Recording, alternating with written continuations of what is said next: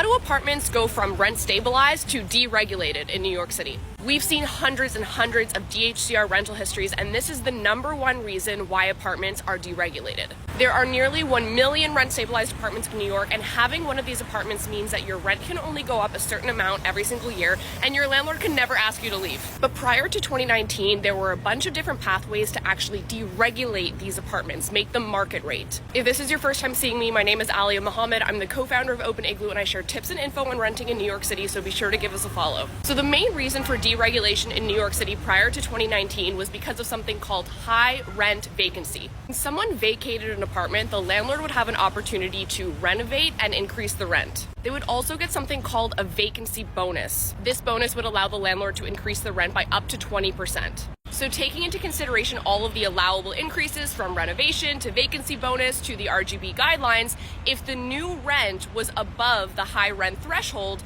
then it would automatically become deregulated. From 1997 to 2011, the high rent threshold was $2,000. And from 2011 to 2019, the high rent threshold was $2,774. So if you live in a pre-war building in a market rate apartment, it's very likely that your apartment was deregulated because of high rent vacancy. But you're going to want to request your DHCR rental history just to be sure. Another thing to keep in mind is that a lot of these high rent vacancy exemptions were not accurately depicted on the rental history. That doesn't necessarily mean that you have a market rate apartment or that the landlord did anything wrong. I'll make a part 2 to show you some examples.